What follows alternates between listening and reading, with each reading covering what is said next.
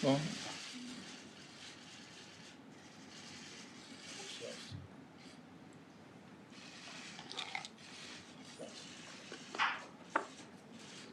Boa tarde a todos, podemos nos sentar. Declaro aberta essa sessão ordinária do Supremo Tribunal Federal e passo a palavra à senhora secretária, que fará a leitura da ata da sessão anterior. Ata da 40ª sessão extraordinária do plenário do Supremo Tribunal Federal, realizada em 23 de outubro de 2019. Presidência do ministro Dias Toffoli, presentes à sessão os senhores ministros Marco Aurélio, Gilmar Mendes, Ricardo Lewandowski, Carmen Lúcia, Luiz Fux, Rosa Weber, Roberto Barroso, Edson Fachin e Alexandre de Moraes. Ausente, justificadamente, o senhor ministro Celso de Mello. Procurador-Geral da República, doutor Antônio Augusto Brandão de Aras. Abriu-se a sessão às 9h49, sendo lida e aprovada a ata da sessão anterior. Pergunto se há alguma observação a ser feita. Não havendo, declaro a ata aprovada. Senhor presidente, pela ordem. Pois não, senhor ministro Celso. Apenas para um registro.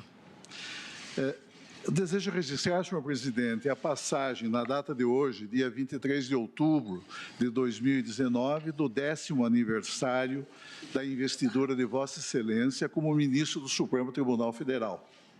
Honra-me saudá-lo, não apenas como seu colega nesta alta Corte de Justiça, mas também como antigos alunos que ambos fomos na Faculdade de Direito da Universidade de São Paulo, na velha e sempre nova Academia do Largo de São Francisco. Essa origem comum, iluminada pelo espírito das arcadas, constitui um vínculo indelével que une todos os que transpõem os umbrais de nossa alma máter, estabelecendo um sólido laço espiritual e afetivo que envolve as sucessivas gerações que por lá passaram desde o início dos cursos jurídicos, fundados em 11 de agosto de 1827, desde o início que principiou em 1º de março de 1828.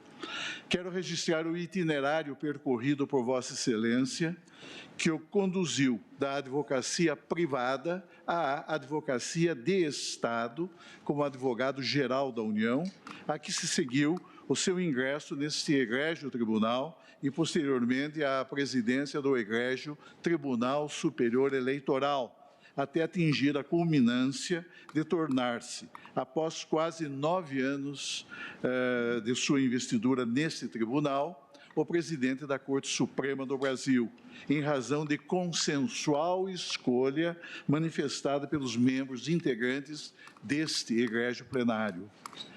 O exercício da magistratura nesta Corte Suprema, sempre tão impregnado de altíssima responsabilidade, e o desempenho das elevadíssimas atribuições como presidente do Supremo Tribunal Federal, permitem reconhecer, na pessoa de Vossa Excelência, o juiz preparado para enfrentar os sérios desafios e as adversidades que constituem fatores que, longe de desanimarem o espírito do magistrado responsável, atestam de modo positivo a sua competência e a sua capacidade como chefe nominal do Poder Judiciário de nosso país.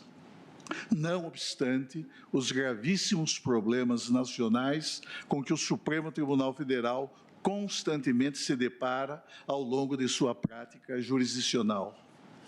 O país vive um momento delicado, diria até um momento extremamente delicado em sua vida político-institucional, pois de sua trajetória emergem como espectros ameaçadores, surtos autoritários, inconformismos incompatíveis com os fundamentos legitimadores do Estado de Direito e manifestações de grave intolerância que dividem a sociedade civil, todos eles agravados pela atuação sinistra de delinquentes que vivem na atmosfera sombria e covarde do submundo digital, em perseguição a um estranho e perigoso projeto de poder, cuja implementação certamente comprometerá a integridade dos princípios que informam e sobre os quais se estrutura esta República democrática e laica, concebida sob o signo inspirador e luminoso da liberdade, da solidariedade, do pluralismo político, do convívio harmonioso entre as pessoas, da livre e ampla circulação de ideias e opiniões, do veto ao discurso de ódio, do repúdio a qualquer tratamento preconceituoso e discriminatório, do respeito indeclinável pelas diferenças e da observância incondicional aos direitos fundamentais de todos os que integram, sem qualquer distinção, a coletividade nacional. Daí, senhor presidente, a essencialidade de juízes e de tribunais que, conscientes de sua alta missão constitucional e de seu dever de fidelidade ao texto da Lei Fundamental do Estado, hajam com isenção e serenidade como membros de um poder livre, livre de injunções marginais e imune a pressões ilegítimas, para que a magistratura possa cumprir, como já vem cumprindo, com incondicional respeito ao interesse público e com absoluta independência moral, os elevados objetivos inscritos na Carta Política, consistentes em servir com reverência e com integridade ao que proclamam e determinam a Constituição e as leis da República. Enfim, senhor presidente, senhoras ministras e senhores ministros, neste singular momento em que o Brasil, situando-se entre o seu passado e o seu futuro, enfrenta gravíssimos desafios, parece-me essencial reafirmar aos cidadãos de nosso país que esta Corte Suprema, atenta à sua alta responsabilidade institucional, não transigirá, nem renunciará ao desempenho isento e impessoal da jurisdição, fazendo sempre prevalecer os valores fundantes da ordem democrática e prestando incondicional reverência ao primado da Constituição, ao império das leis e à superioridade ético-jurídica das ideias que informam e que animam o espírito da República. São essas, enfim, senhor presidente, as razões que me levam a registrar, são essas as reflexões que a situação presente me leva a revelar e que me permitem registrar nos anais desta alta corte a passagem de um decênio de sua judicatura no Supremo Tribunal Federal, destacando, em face de seu especial e singular relevo, o exercício, por Vossa Excelência, dos deveres e das atribuições inerentes à presidência do Supremo Tribunal Federal. Com esse registro, quero estender a Vossa Excelência os meus cumprimentos pela data de hoje. Agradeço, ministro Celso de Mello, de maneira muito emocionado, porque o passar do tempo só se percebe ao passado. Parece que foi ontem. Foi ontem que eu era recebido exatamente por Vossa Excelência e pela ministra Carmen, para me conduzir aqui ao lado e fazer o juramento de cumprir e fazer cumprir a Constituição. Parece que foi ontem. E honra-me a manifestação de Vossa Excelência por tudo que Vossa Excelência significa para este tribunal, para o nosso país e para a história da nação brasileira. A maior autoridade nacional desse país, do ponto de vista da autoridade moral, que é Vossa Excelência. Também gostaria de público registrar algo que eu já disse ao ministro Celso. Quando para cá me mudei, em 1995, lá se vão um tempo, parece que foi ontem, 24 para 25 anos, quase um jubileu de prata. Uma geração. Eu, senhoras e senhores advogados, naquela época advogado era, pedi para levar um memorial ao gabinete do ministro Celso. Lá, entregando o memorial à assessoria, espere aí que eu vou levar ao ministro Celso esse memorial. Doutor Aras volta à assessora e diz: o ministro quer falar com o senhor. E aí fui ser recebido pelo ministro Celso. Naquele momento eu decidi, eu vou me mudar de São Paulo para Brasília. Ali, naquele momento, eu decidi, vou transferir a minha advocacia de São Paulo para Brasília. E aquilo foi significante, porque quem vem de fora para Brasília leva-se um tempo para se acostumar com a cidade. Eu estava naquele período do estágio probatório. E aquela postura de Vossa Excelência, para além das origens nas arcadas. E daquela época que aqui advoguei, Vossa Excelência está na Corte, e eu não posso deixar de registrar também o quanto aqui aprendi com o ministro Marco Aurélio, de quando para cá, para Brasília, me mudei. E nesses momentos de datas que marcam as nossas vidas, a gente olha para o tempo. E eu posso dizer o seguinte: valeu a pena. Valeu a pena. Muito obrigado, ministro Celso.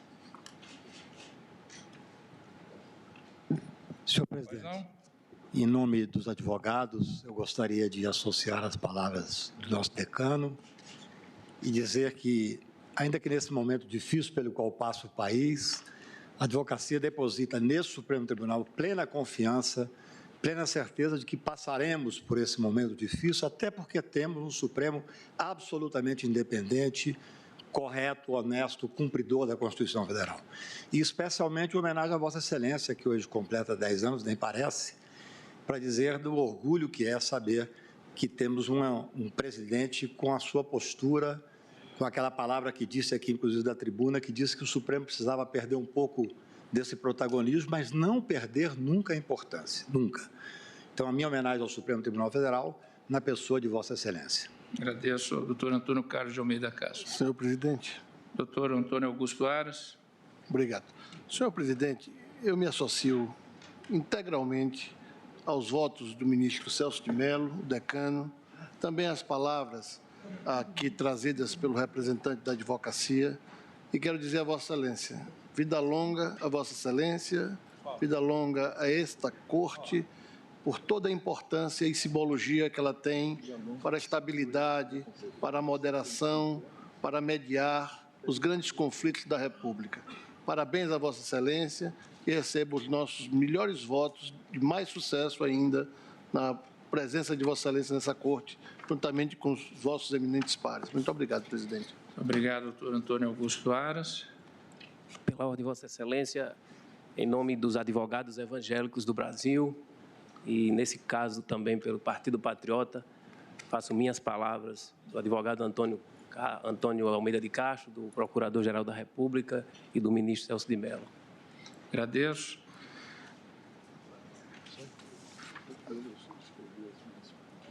Dando continuidade à sessão, informo a Vossas Excelências que estão presentes neste plenário alunos das seguintes instituições de ensino: Universidade do Contestado, Canoinhas, Estado de Santa Catarina; Universidade Alto Vale do Rio do Peixe, Caçador, também Estado de Santa Catarina; Faculdade Araguaia de Goiânia, Estado de Goiás; Centro Universitário Geral de Biase, de Volta Redonda, Estado do Rio de Janeiro. Sejam todos muito bem-vindos.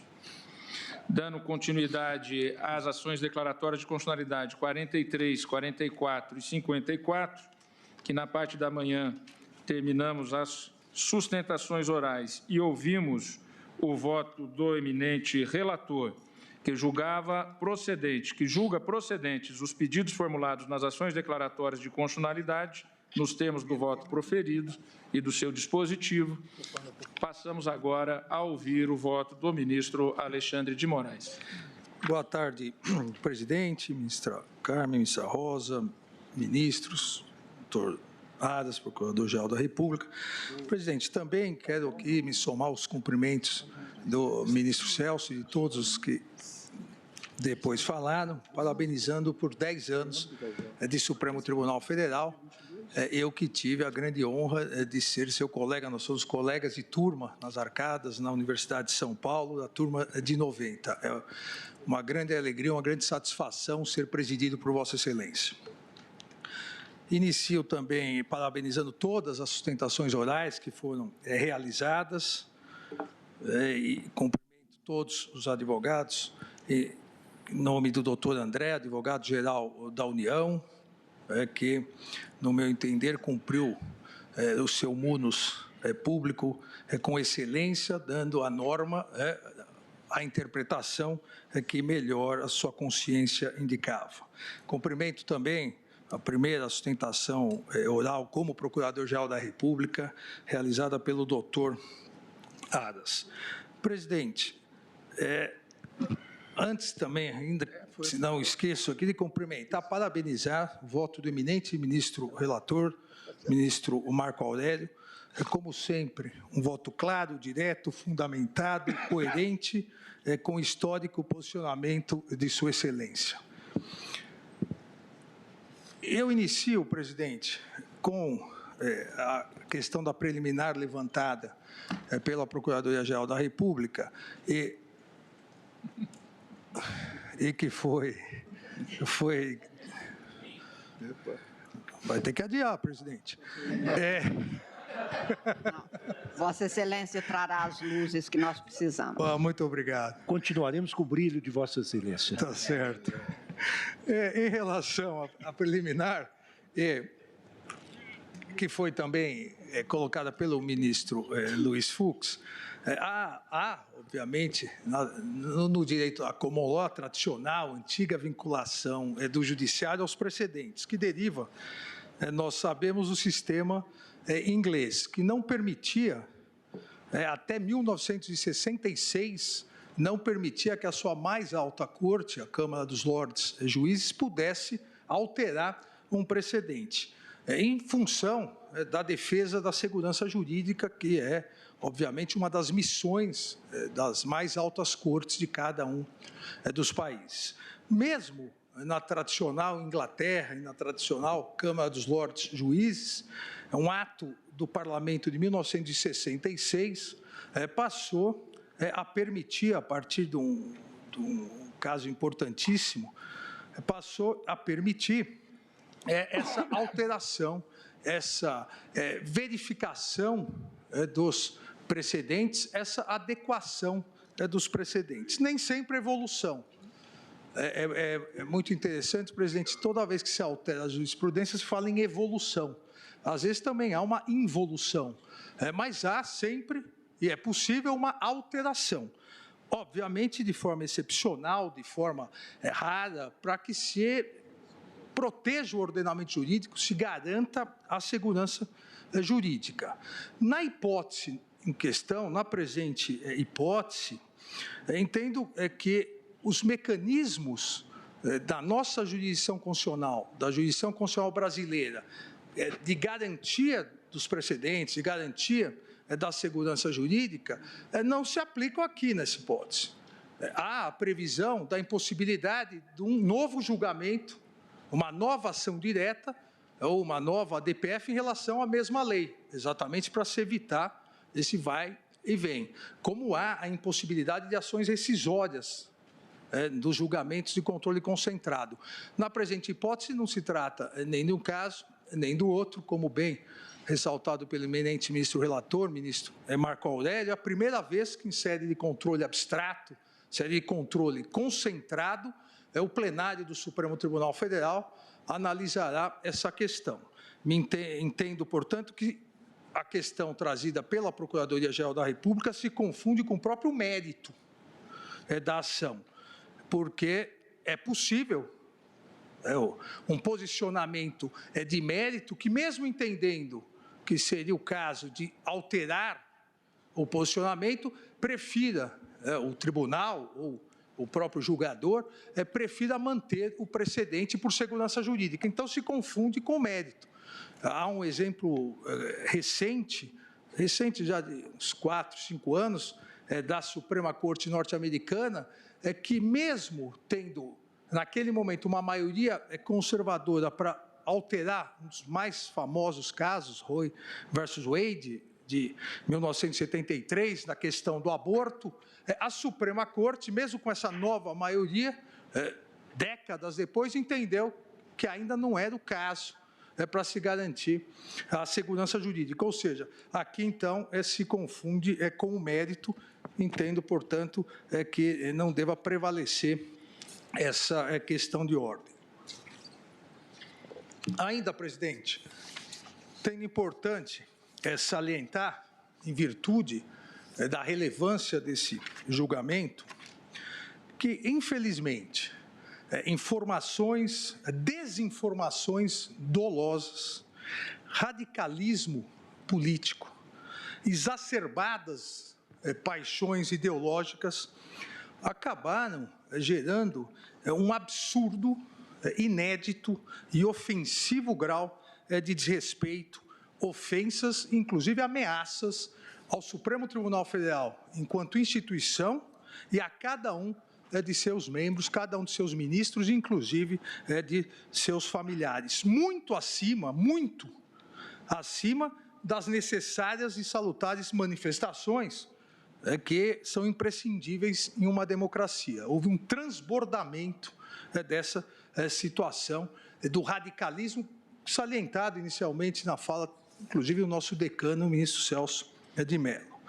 Discursos agressivos, populistas e demagógicos, a eles se somaram falsos dados, pesquisas direcionadas, manipulação de informações, para usar o termo moderno, fake news, e ataques pessoais e virtuais, produzindo, lamentavelmente, repito, alguns dos piores ingredientes utilizados por aqueles que insistem em não respeitar a independência do Poder Judiciário e da convicção de seus juízes, que insistem em fermentar as tradicionais fórmulas autoritárias para sepultar o livre debate de ideias, a íntegra interpretação da Constituição e uma honesta valoração de princípios. Chegamos, senhor presidente, a tal grau de intolerância que aqueles que não concordam com determinadas opiniões, por mais fundamentadas que tenham sido suas manifestações, não só definem essas opiniões como absolutamente erradas, mas também rotulam seus emissores como levianos, irresponsáveis, nécios, quando não de corruptos, incentivando, principalmente pela via virtual, pela rede, que essas pessoas, tão somente por defenderem posições contrárias àquelas, possam ser ofendidos e agredidos psíquica e fisicamente. Não é essa a democracia que queremos. Não é esse o Estado democrático de direito que todos nós, brasileiros, cada um no exercício das suas funções públicas ou privadas, pretendem fortalecer e deixar como herança institucional aos nossos filhos e netos. O necessário, imprescindível e salutar debate entre diferentes posicionamentos, e no caso em questão, diferentes posicionamentos fundamentados, posicionamentos razoáveis, posicionamentos, tanto que nesses 31 anos da Constituição Federal, diversos ministros passaram pela casa defendendo posicionamentos diversos, interpretações diversas, mas esse necessário, imprescindível e salutar debate vem sendo substituído por parcela da sociedade por uma falsa pregação fundamentalista da chegada do Armagedon, do Apocalipse, após cada decisão judicial, onde do resultado de uma pseudo-luta do bem, que é sempre a posição que os radicais defendem, contra o mal, que é sempre a posição contrária, de cada decisão judicial dependeria o sucesso ou a ruína da nação. Só esse ano, nós aqui no Supremo Tribunal Federal já julgamos questões importantes e toda vez alguma coisa iria acabar, o mundo iria acabar. Como diz no Armagedon da Bíblia, né, nas Revelações 16, chuva de enxofre, terremotos iriam ocorrer. Me assustei no início porque começou, né? Eu até ia cortar essa parte, mas agora que estabilizou a eletricidade, nós vamos continuar. Essa época de retorno das chuvas em Brasília, é comum ocorrer isso em razão do período longo de seca e as questões que a física explica. Mas então, não é por conta desse julgamento. Mas nunca se sabe, presidente, nunca se sabe. Então, chegamos, como disse, a esse momento em que aqueles que não concordam conosco sempre estariam de má fé, não raras vezes sendo acusados de incentivadores, se não verdadeiros cúmplices da corrupção e da criminalidade. Lamentavelmente, grande parcela da população passou a ser desinformada, bombardeada incessantemente com repetidos falsos mantras. Os mais famosos deles, direitos humanos atrapalham o combate à criminalidade. Isso vai se repetindo. O respeito ao devido processo legal, contraditório e ampla defesa impede a luta contra a corrupção. Isso vai se repetindo. O Supremo Tribunal Federal precisa ouvir o clamor das ruas. E qual é o clamor das ruas? É o que o interlocutor quer, é a posição dele, e se repete. Os juízes precisam decidir de acordo com a vontade da maioria. Isso vai se repetindo, demonstrando um desrespeito à própria população em desinformá-la, um desrespeito ao básico do Estado de Direito. Nesses momentos radicalizados, e diria eu, não poucas vezes insanos, não podemos nos esquecer das sábias palavras do grande primeiro-ministro inglês, Winston Churchill, em sua clássica obra Memórias da Segunda Guerra, que o único caminho sensato consiste em agir, dia após dia, de acordo com o que a própria consciência parece ditar.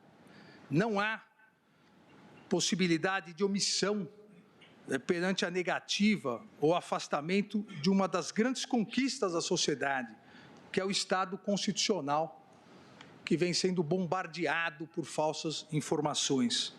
O verdadeiro Estado constitucional consagra a democracia baseada na soberania popular, mas consagra também o Estado de Direito, fundado no respeito às leis e na independência do Poder Judiciário. Não há Estado constitucional, não há Estado democrático de direito sem independência do Poder Judiciário. A força dos tribunais vem demonstrando no mundo todo a força da democracia, a força do respeito às leis, a força contra o ataque do autoritarismo. É disso que deriva a legitimidade da jurisdição constitucional.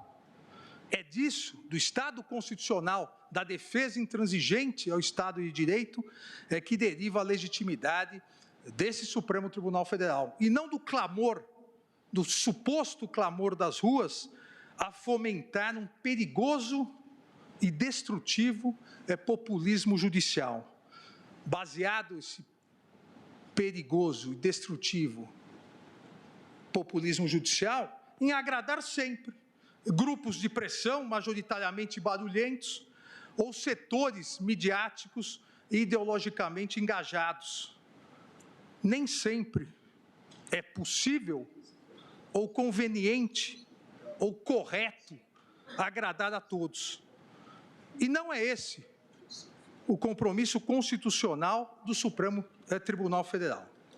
Populismo judicial é incompatível com o exercício da judicatura, pois nem sempre é fácil, e aqui também uma frase histórica, nem sempre sempre é fácil se posicionar no meio da multidão, mas é preciso coragem para se posicionar sozinho às vezes. Aqui já advertia Mahatma Gandhi. Prestar contas à sociedade, prestar contas ao povo brasileiro é obrigação do Supremo Tribunal Federal, é obrigação de todo o Poder Judiciário.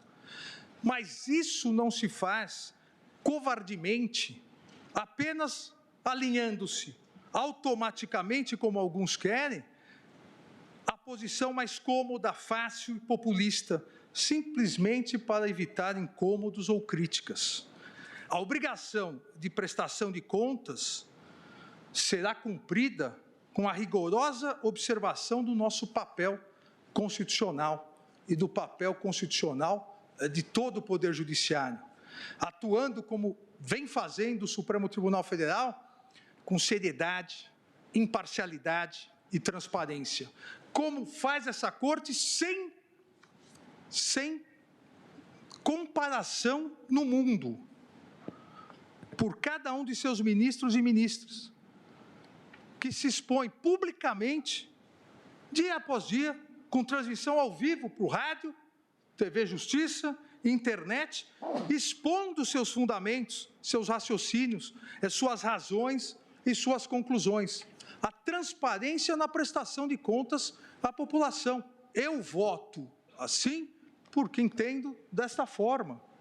E entendo dessa forma e os motivos são impostos, são mostrados. Seriedade, imparcialidade e transparência.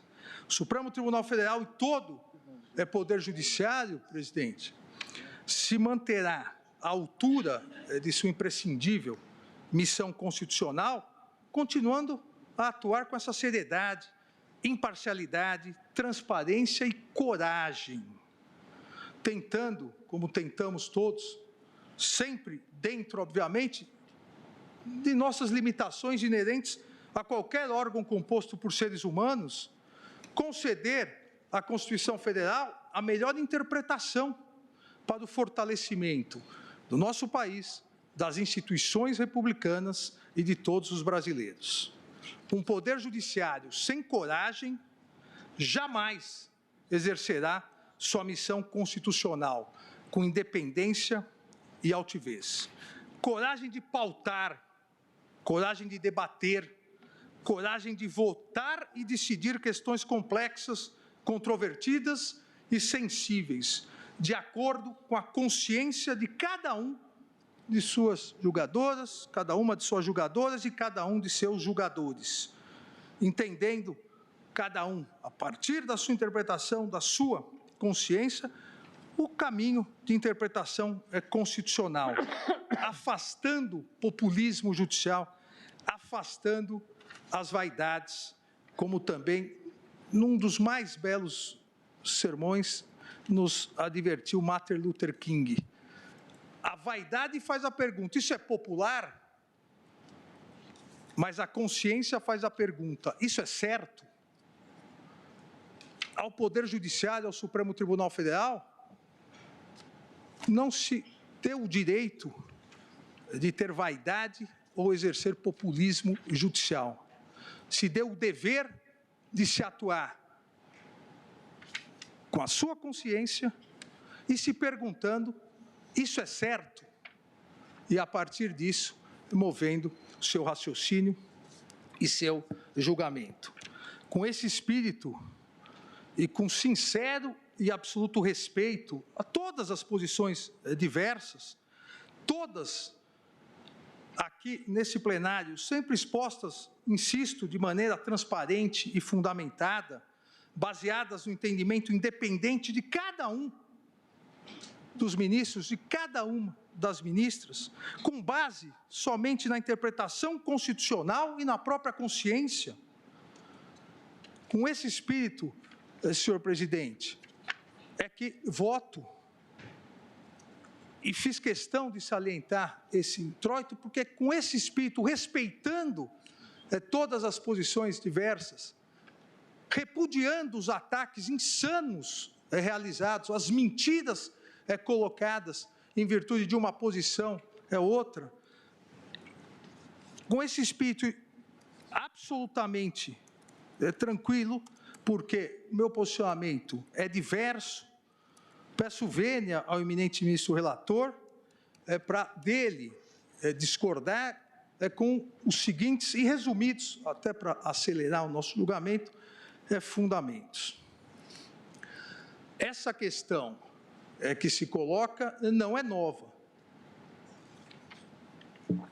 Essa questão que se coloca sobre a possibilidade ou não da execução da decisão penal condenatória a partir da decisão de segunda instância, ela já se iniciou com a nova Constituição, uma vez que a terminologia utilizada no texto constitucional foi diferente.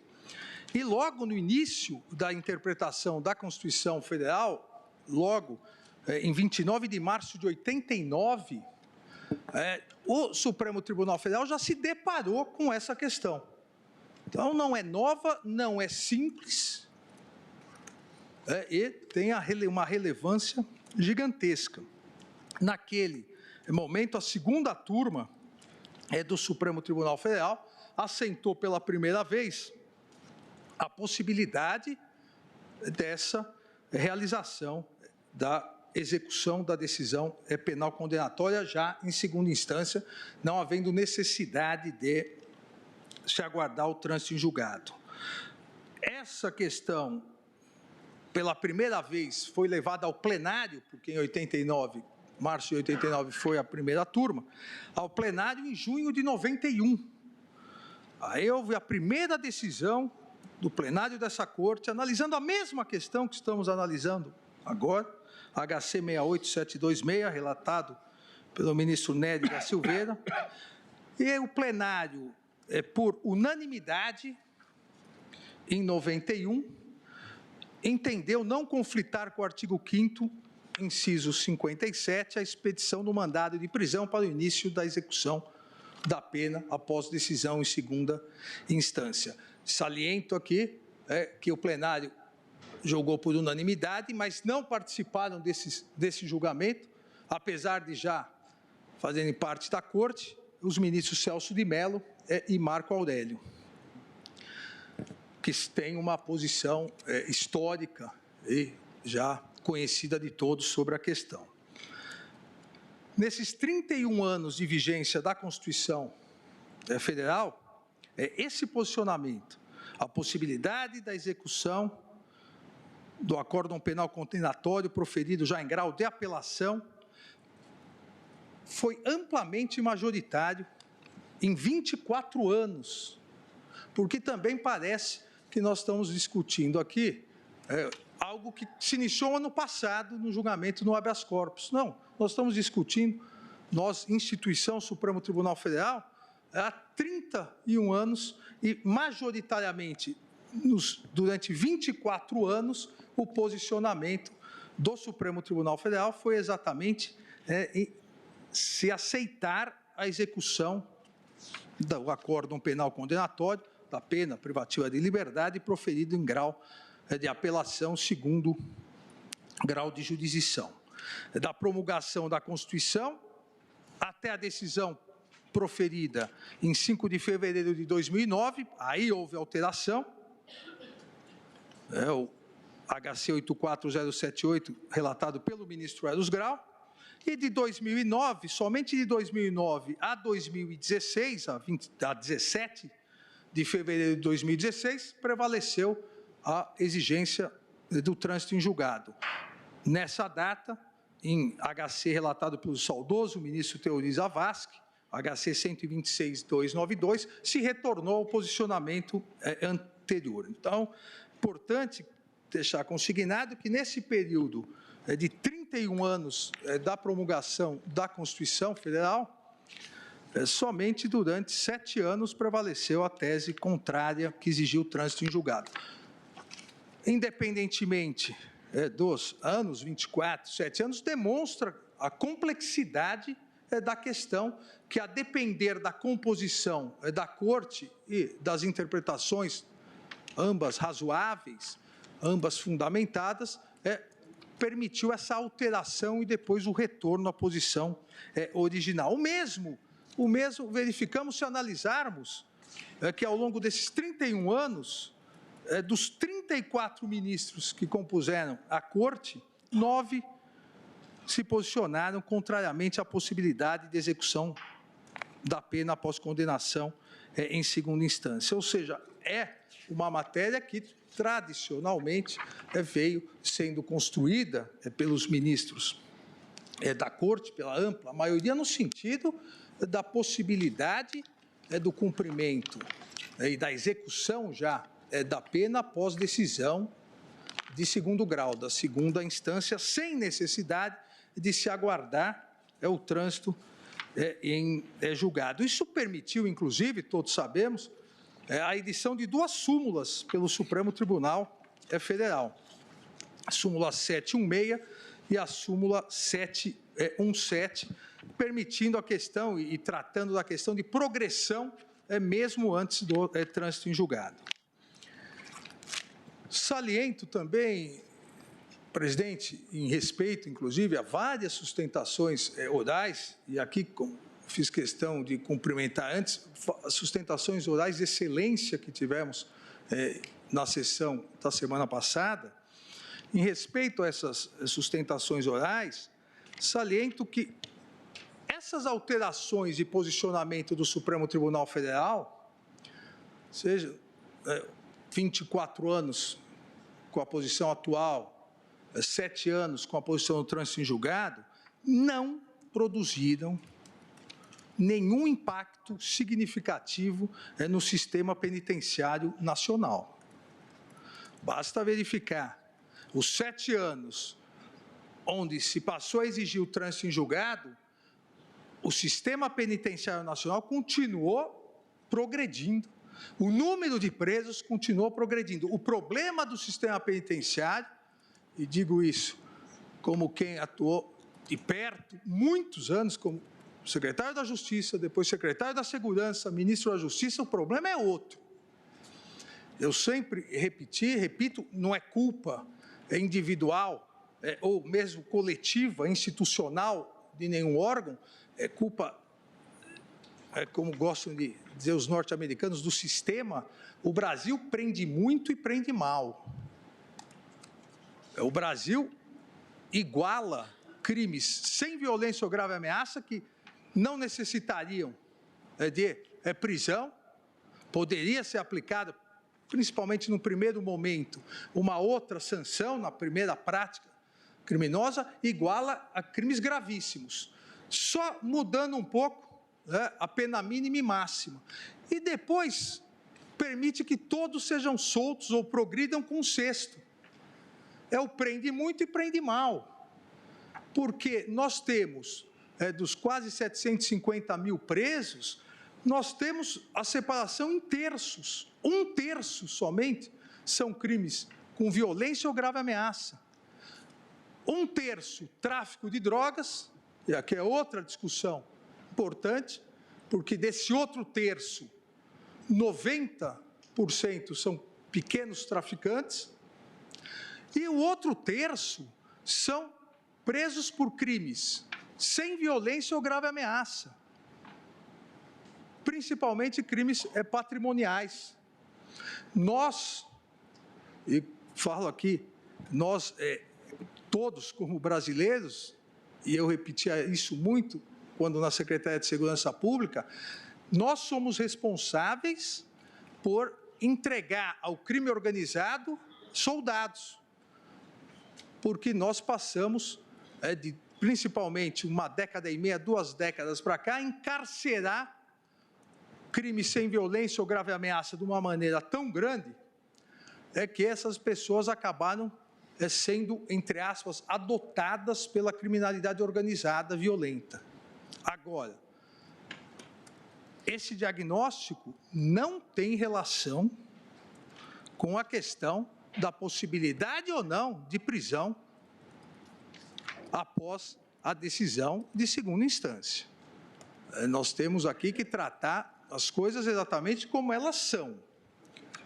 Tem, sim, relação com manutenção de prisões em flagrante, que são convertidas em prisões preventivas, para crimes que, eventualmente, não haveria necessidade, sem violência ou grave ameaça, mas não tem relação com a discussão trânsito em julgado ou possibilidade de execução após o segundo grau. Basta ver e analisar ano a ano. Basta analisar ano a ano desde 1988 a progressão de presos, progressão geométrica, o crescimento geométrico de presos no nosso sistema penitenciário, mesmo nesses 7 anos onde vigorou o entendimento sobre a necessidade do trânsito em julgado. A interpretação constitucional, obviamente, não se deve pautar e não se pauta por estatísticas, mas é importante colocar que esse argumento não altera o sistema prisional. O que parece importante aqui, na análise estritamente constitucional, é que a possibilidade do cumprimento da pena após a condenação segundo grau não desrespeita, com as devidas vênias às posições em contrário, devido ao respeito às posições em contrário, a meu ver, não desrespeita o princípio da presunção de inocência, que como sabemos, é uma presunção juris tanto, que para ser afastada exige, aí sim, seguindo, inclusive, o histórico artigo 9º da Declaração Francesa de Direitos do Homem e do Cidadão, de 26 de agosto de 1789, exige sim o mínimo necessário de provas por meio de um devido processo legal, o que desde o artigo 9º da Declaração Francesa dos Direitos do Homem e do Cidadão é uma conquista da sociedade. A presunção de inocência condiciona toda a condenação a uma atividade probatória produzida pela acusação. Quem alega deve provar, vedando taxativamente a condenação, inexistindo as necessárias provas ou havendo razoável dúvida, devendo o Estado comprovar a culpabilidade do indivíduo, que é, como sabemos, constitucionalmente presumido inocente, sob pena aí sim de voltarmos ao total arbítrio. Esse é um dos princípios basilares, o princípio da presunção de inocência, um dos princípios basilares do Estado de Direito, como garantia processual penal. Limita a atividade legislativa, é critério condicionador das interpretações das normas vigentes, é critério de tratamento extraprocessual em todos os aspectos e insiste na obrigatoriedade do ônus da prova ser sempre do acusador.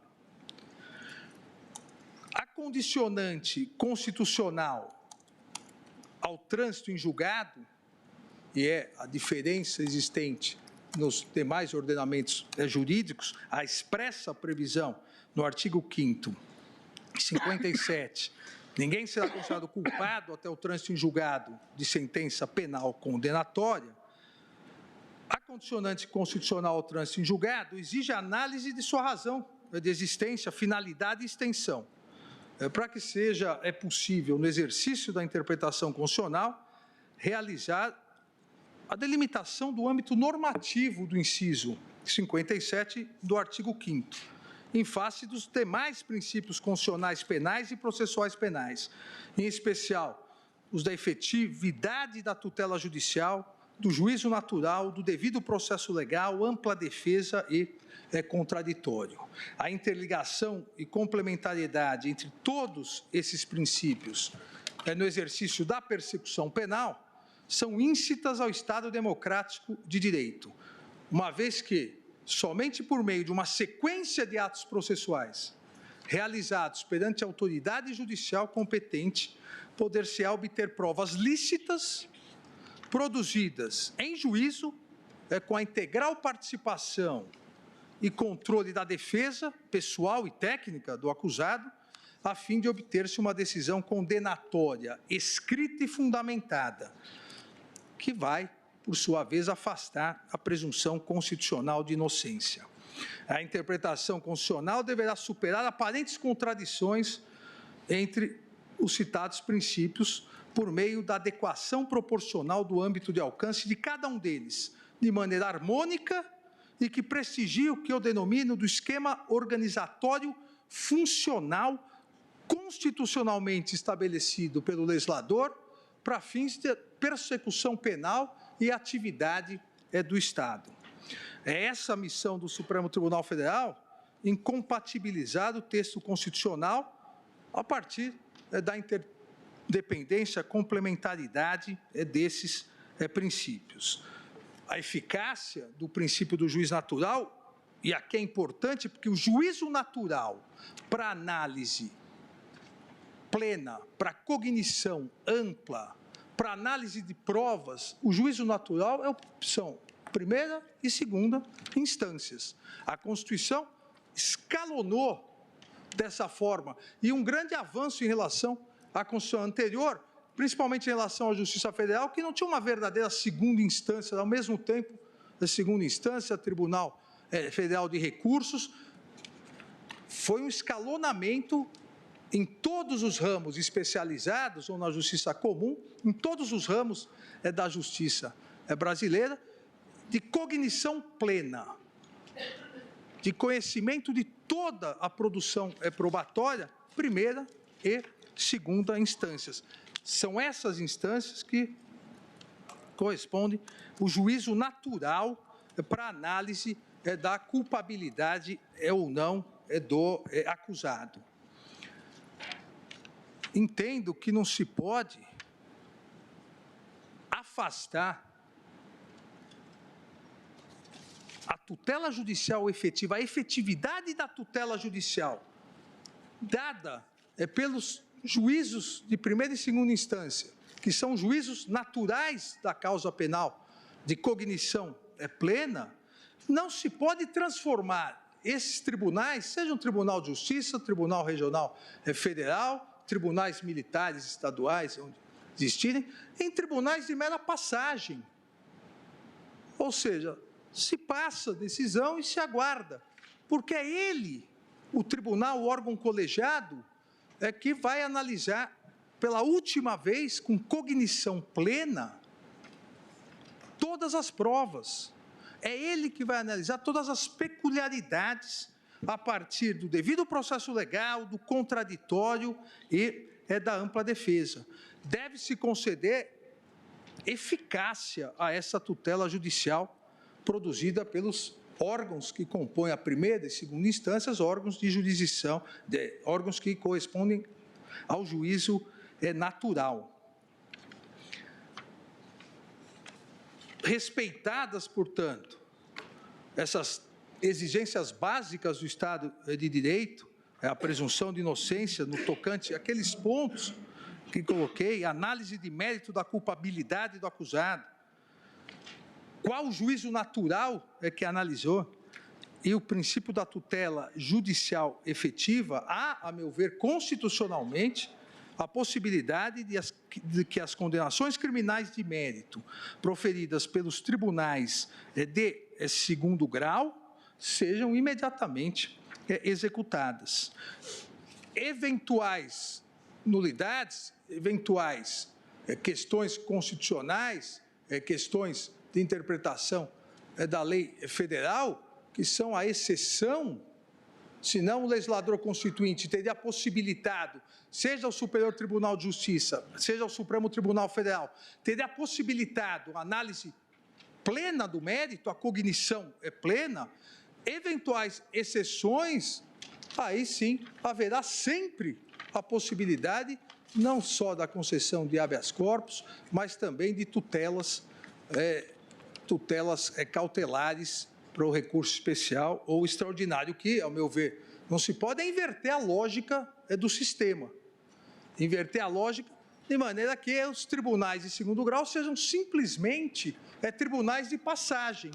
E aqueles que não têm a competência constitucional da plena análise do mérito, esses sim se tornem as instâncias finais de julgamentos penais. Ignorar essa possibilidade, ignorar a possibilidade da execução de decisão condenatória de segundo grau, escrita, fundamentada.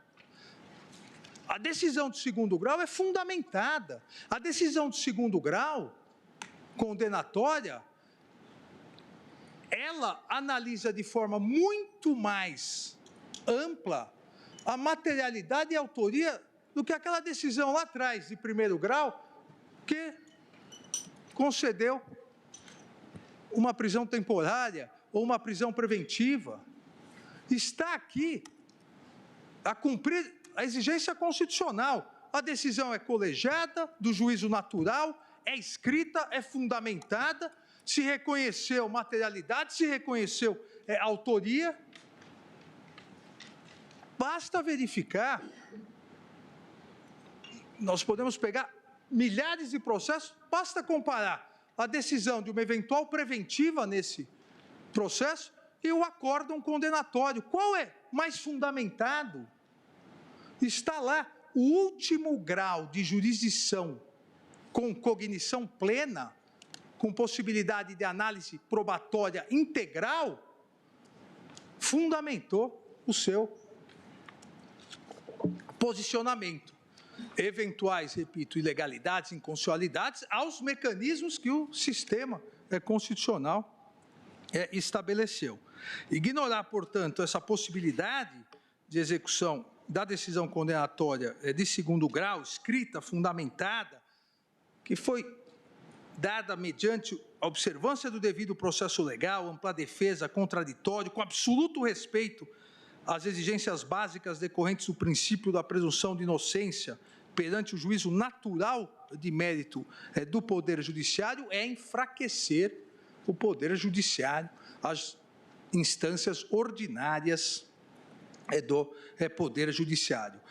O esquema organizatório funcional estabelecido pelo legislador constituinte no tocante à persecução penal estatal garante aos juízes e tribunais de segundo grau a competência para analisar o conjunto probatório e decidir o mérito das ações penais. Foi que o ministro Nery da Silveira, no primeiro HC julgado em março de 1989, chamou de juízo de consistência.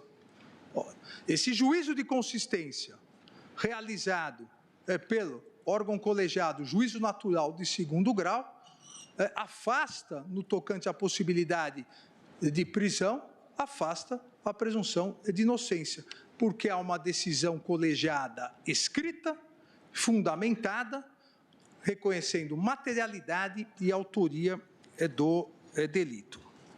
Autoriza, portanto, a meu ver, a execução da pena. Trata-se, e há, obviamente, isso foi levantado também da tribuna, apesar de ser um entendimento majoritário, eu diria massacrantemente majoritário dos ordenamentos jurídicos, o direito comparado, obviamente, e por isso estamos aqui novamente discutindo essa questão, a previsão constitucional brasileira vem em outros termos e por isso que deve haver essa complementariedade, essa interdependência interpretativa dos vários princípios. Mas não há nenhuma exigência normativa a proibir, seja essa interpretação, seja a possibilidade de prisão, da prisão após a decisão em segunda instância, seja na Convenção Americana de Direitos Humanos, o Pacto de São José da Costa Rica, seja na Convenção Europeia dos Direitos do Homem, nenhuma delas condiciona o cumprimento da pena ao trânsito em julgado. Ambas, respectivamente, no artigo 8.2 e no 6º.2, exigem que a culpabilidade do acusado tenha sido comprovada pelos tribunais competentes, respeitados os demais princípios. Vários casos, cito no voto, vários casos julgados pela Corte Interamericana de Direitos Humanos, Herrera Ulloa versus Costa Rica, em 2004, Ricardo Canese versus Paraguai, também em 2004, Rosendo Cantu e outros versus México, 2011, e o mais recente, 2012, Mohamed versus Argentina, em que a Corte Interamericana de Direitos Humanos reforçou que não há ferimento ao Pacto de São José da Costa Rica pela prisão, o início do cumprimento da pena após decisão do órgão colegiado, juízo natural, após absoluto respeito ao devido processo legal, ampla defesa e contraditório. Dessa forma, senhor presidente, as exigências decorrentes da previsão constitucional do princípio da presunção de inocência não são, a meu ver, desrespeitadas mediante a possibilidade da execução da pena privativa de liberdade logo após a decisão condenatória de segundo grau, desde que, obviamente, a decisão condenatória de segundo grau tenha observado todos os princípios constitucionais interligados, ou seja, quando o juízo de culpabilidade do acusado tiver sido firmado com absoluta independência pelo juízo natural, a partir da valoração de provas obtidas mediante o devido processo legal, contraditório e ampla defesa. Em dupla instância ou, no caso de foro por prerrogativa, na instância colegiada, se exige a colegialidade da instância, decisão devidamente motivada, escrita, fundamentada, motivada de segundo grau, com o consequente esgotamento legal da possibilidade recursal de cognição plena e da análise fática, probatória e jurídica integral, em respeito ao princípio da tutela penal efetiva. Por essas razões, senhor presidente, pedindo novamente todas as vênias ao eminente ministro Marco Aurélio, entendo que há possibilidade de execução do acórdão penal condenatório proferido em grau recursal, ainda que sujeito a recurso especial ou extraordinário, que não tem efeito suspensivo, que essa possibilidade não compromete o princípio constitucional da presunção de inocência, afirmado pelo artigo 5º, inciso 57 da Constituição Federal. E dou procedência parcial às ADCs 43, 44 e 54, no sentido de conceder interpretação conforme a Constituição ao artigo 283, de maneira a se admitir como constitucional o início da execução da pena após decisão condenatória em segundo grau de jurisdição. É o voto, presidente. Agradeço ao ministro Alexandre de Moraes, que abre divergência no sentido de julgar parcialmente procedente para dar interpretação conforme e admitir a execução após decisão em segunda instância colegiada. Eu informo a Vossas Excelências que houve queda de energia em toda a esplanada naquele momento e que aquele piscar das luzes foi exatamente a imediata entrada em ação do gerador.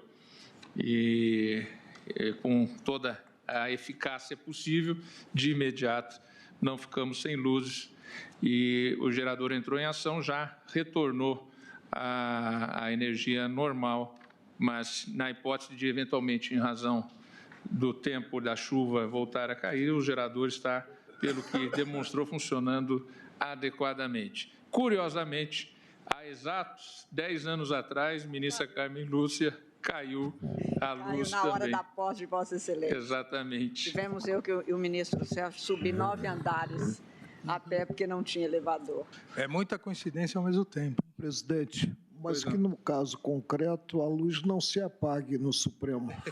Nunca, essa Suprema Corte, Piscou, mas não se apaga. a luz não se apaga.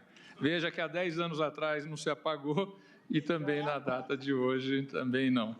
Embora, eventualmente, não dá para cobrir todos os locais. Naquela oportunidade, realmente, os elevadores ficaram... Mas a posse de Vossa Excelência foi muito quente, realmente. Uma posse quente. Exatamente. O ministro Luiz Edson Fachin, agora para o seu voto, por favor. Senhor presidente, eminentes pares, de início, senhor presidente, também me permite fazer minhas as palavras dirigidas a Vossa Excelência pelo eminente ministro decano, ministro Celso de Mello. O decano fala pelo colegiado e, nada obstante, me permito apenas sublinhar enfaticamente os cumprimentos e os respeitos traduzidos pelo nosso eminente ministro Celso de Mello a Vossa Excelência. Saúdo o relatório e voto sempre acutíssimo que traz à colação o eminente ministro Marco Aurélio, propondo o julgamento procedente das ações diretas de constitucionalidade 43, 44 e 54. Saúdo também o eminente ministro Alexandre Moraes, que vem de votar e abrir a divergência, bem como me permite saudar as sustentações orais, tanto do ilustre Procurador-Geral da República, quanto dos advogados que assomaram à tribuna e trouxeram importantes contribuições ao desate jurídico desta matéria relevante.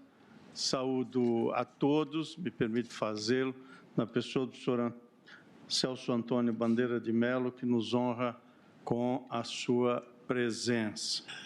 Senhor presidente, vou apresentar a síntese do voto que irei juntar ao feito para os devidos fins e trago um voto comum para as 3 ações diretas de constitucionalidade, as quais, como se sabe, têm como objeto o exame quer do inciso 57 do artigo 5º da Constituição, quer da leitura que se deva fazer do artigo 283 do Código de Processo Penal, segundo o qual, nunca é demais repetir, ninguém poderá ser preso senão em flagrante delito ou por ordem escrita e fundamentada da autoridade judiciária competente, em decorrência de sentença condenatória transitada em julgado ou no curso da investigação ou do processo, em virtude de prisão temporária ou prisão preventiva. Por meio desse dispositivo, ou seja, como se sabe, a redação do artigo 283, na sua percepção atual, esta redação adveio de aprovação legislativa do Congresso Nacional, que transformou em dispositivo de lei o que entendeu ser a interpretação que passou a ser dada pelo Supremo Tribunal Federal, portanto, pelo colegiado deste tribunal, ao inciso 57 do artigo 5º, a partir do julgamento do habeas corpus 84.078, da relatoria do ministro Eros Grau, perante esse tribunal pleno, julgado em 2009 e o julgamento publicado em 25 de fevereiro de 2010. Considerou, portanto, na edição do dispositivo do 283, a dicção, que entendeu simétrica, ao dispositivo da Constituição, segundo o qual ninguém será considerado culpado até o trânsito em julgado de sentença penal condenatória, que foi o que se assentou naquele habeas corpus da relatoria do eminente ministro Eros Grau. Portanto, muito diretamente, embora sem fazer uma redução da complexidade, são esses 2 dispositivos, um infraconstitucional, o outro constante da Constituição da República, que traduzem um debate sobre a eventual diferença entre os significantes culpado e preso. Eis que o artigo 283 refere-se a que ninguém poderá ser preso e a Constituição diz ninguém será considerado culpado. Portanto, são 2 significantes, ao menos aparentemente distintos, que indica, com toda a vênia da compreensão em sentido contrário, que não é evidente nem inequívoco o sentido que daí emerge. Tanto não é evidente nem inequívoco que há 3 ações diretas de constitucionalidade propondo a declaração da constitucionalidade do respectivo dispositivo. Ou seja, há mesmo controvérsia, e o que nos move é, portanto, uma procura de uma solução racional, cuja racionalidade, obviamente, há de ser informada não pelas convicções pessoais, mas sim pela compreensão objetiva e sistemática do ordenamento jurídico, para encontrar a resposta correta ou adequada à pergunta que se coloca nesse julgamento, e que, como já se percebeu pelos 2 primeiros votos, admite mais de uma interpretação.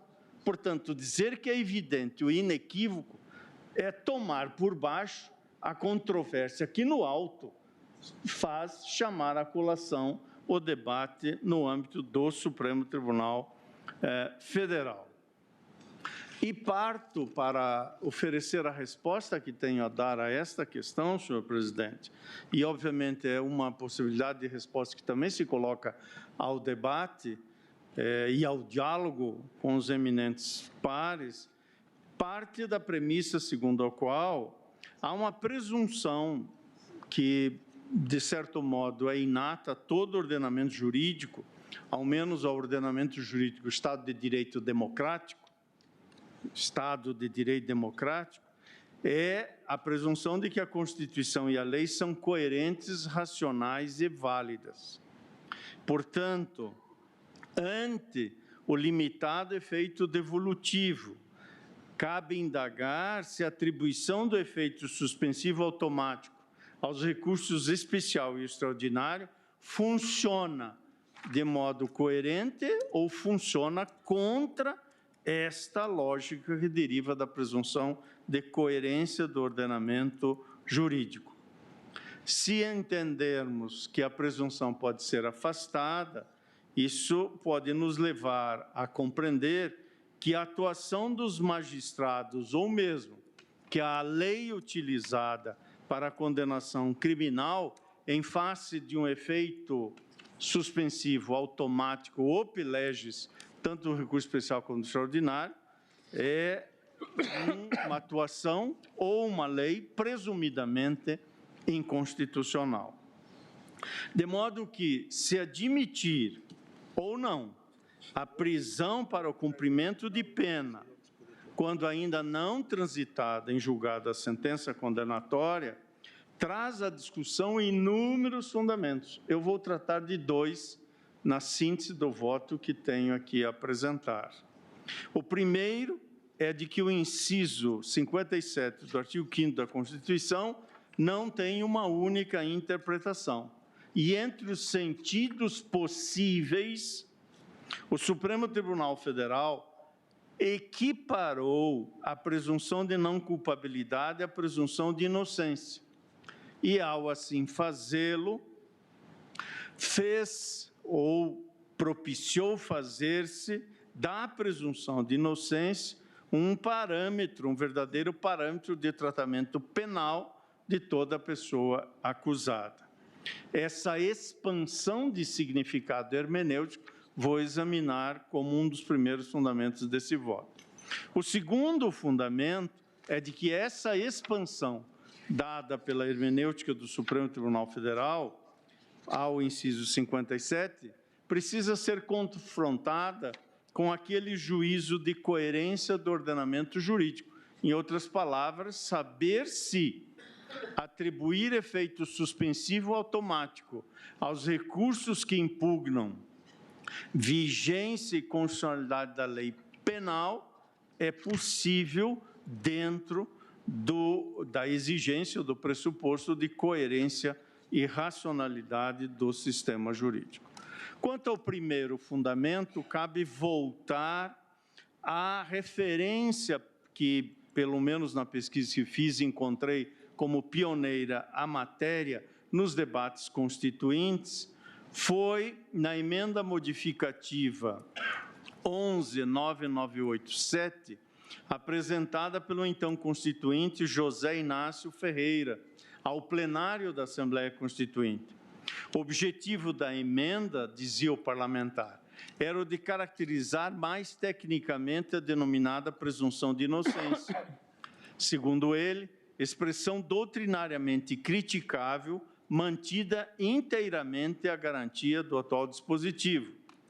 O texto proposto por aquele parlamentar substituiria a referência presunção de inocência por presunção de não culpabilidade. Este sentido não restou acolhido no projeto levado ao plenário pelo relator Bernardo Cabral, conforme constava da linha G do inciso 15 do artigo 12, segundo o qual presume-se a inocência do acusado até o trânsito em julgado da sentença condenatória. Ainda assim, a crítica da doutrina a que aludia aquele parlamentar, José Inácio Ferreira, consistia em reconhecer que, levado às últimas consequências, o princípio de presunção ou da presunção de inocência imporia à acusação demonstrar que não houve legítima defesa, não houve estado de necessidade, erro de proibição ou inexigibilidade de comportamento diverso. É o que indicava nessa crítica doutrinária, por exemplo, à época, Hélio Tornaghi, na leitura que fazia das lições de Mortara, para justificar a operação pelo termo culpado, colpevole, como está na obra que Tornaghi cita de Bruno Franchi sobre o novo Código de Processo Penal italiano. Dizia Hélio Tornaghi: o verdadeiro conceito que se deve aceitar e defender é este: ninguém pode ser tido por culpado enquanto não for condenado por sentença irrevogável. Por essa razão, o acusado, durante o processo, deve gozar de todas as garantias de liberdade plena e completa defesa. Não deve ser oprimido, não deve ser submetido a vexames, torturado, submetido a tormentos morais para se lhe extorquir a confissão. Não deve ser impedido de fazer valer todas as provas necessárias a fim de demonstrar a insubsistência das acusações que lhe são feitas. Essas lhe devem ser manifestadas com exatidão e solicitude. Da mesma forma, deve ele conhecer as provas em seu desfavor. Também sua liberdade pessoal deve ser limitada ao mínimo possível, ou seja, apenas na medida estritamente necessária, para que a justiça não seja defraudada em seus legítimos intentos e jamais com a finalidade ou com o efeito de impedir o acusado de provar, se puder, a própria inocência. Essas, dizia Tornaghi, são verdades dogmáticas que nenhum jurista pode pôr em dúvida. E concluía: mas uma coisa é afirmar que não se deve tratar o acusado como culpado, e outra é dizer que lhe deve presumir a inocência. É evidente o exagero da segunda fórmula, na qual se subverte o conceito da primeira, concluía Tornaghi.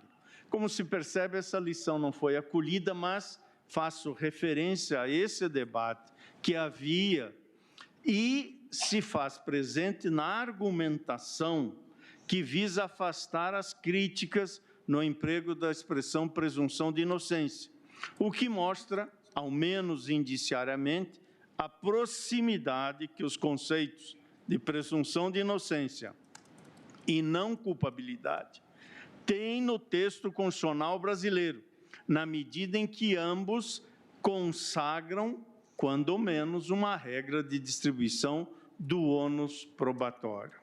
Por isso, é possível que seja à luz dessa crítica que a alteração do texto constitucional na opção pelo termo culpado tenha sido formulada. Afinal, era essa a controvérsia e a crítica que uma parcela relevante da dogmática penal, não vou me referir a ela, está no voto alongadamente, cito diversos autores, que esta crítica de parcela relevante da dogmática penal fazia o chamado princípio da presunção de inocência.